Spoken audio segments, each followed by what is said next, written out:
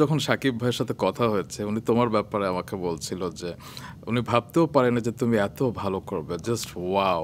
বাহ বাহ, এটা তো আমার জন্য অনেক বড় একটা কমপ্লিমেন্ট। তো তুমি তো শাকিব খানের সাথে কাজ করেছো, আমাদের মেগাস্টার, যাকে আমরা সবাই ভালোবাসি আর কি।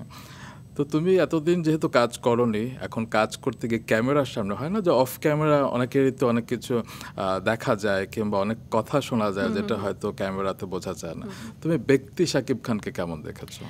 আমি অনেস্টলি মানে অনেক কিছু তো শুনি বা শুনেছি, বিকজ ওনার সাথে এর আগে আমার 2-3 বার দেখা হয়েছে, বাট খুবই হচ্ছে মানে অনেক মানুষ ছিল, মানে ওনার যেই সিনেমা ছিল তুফান, সেটার সাকসেস পার্টিতে বা এরকম জায়গায় দেখা হয়েছে। সো সেভাবে করে আসলে কখনো কথা বলার সুযোগ হয়নি, বাট বাইরে থেকে তো অনেক কিছু শুনেছি। বাট যখন আমরা আসলে শুটিং করেছি, he is a completely different person. ভীষণ শান্ত, চুপচাপ, এবং কাজের প্রতি আসলে এই লেভেলের ডেডিকেশন আমি খুব কম মানুষের দেখেছি। যে এবং টাইম, মানে আমাদের কল টাইম ছিল মনে হয় 6টায়, উনি ঠিক 6টাতেই আমাদের মেকআপ আর্টিস্টকে কল করে বলেছেন যে আমি রেডি আছি, তুমি মেকআপ করতে আসো। সো এই মানে ওনার মতো একজন স্টারের এরকম ডেডিকেশনটা দেখে আমি আসলে ভীষণ ইন্সপায়ার্ড হয়েছি।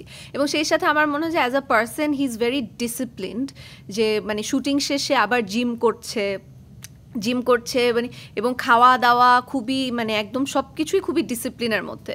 So as a human being he is actually wonderful, খুবই দুর্দান্ত একটা, মানে আমার যখন ওনার সাথে গল্প করেছি বা যতটুকুই কথা হয়েছে, আমার কাছে মনে হচ্ছে he is a wonderful human being.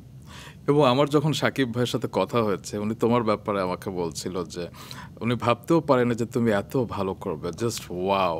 এবং এটিও বলেছে যে তুমি এখানে থাকতে এসেছো, মানে বেড়াতে আসোনি।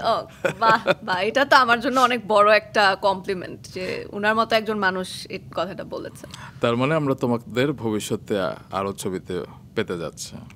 এখনো তো কিছু জানি না, মানে তোমরা যেহেতু দুজনের সাথে কাজ করে তোমাদের কি বলবো ভাইবটা স্ট্রং হয়েছে, তোমরা দুজনের স্পেসটাকে তোমরা রেসপেক্ট করো, তো আমরা তো এক্সপেক্ট করতেই পারি। মানে আমি তো ডেফিনেটলি করতে চাই, কারণ মানে আই থিংক মানে আমাদের মেগাস্টারের সাথে কাজ করাটা একটা ডেফিনেটলি একটা বড় ব্যাপার।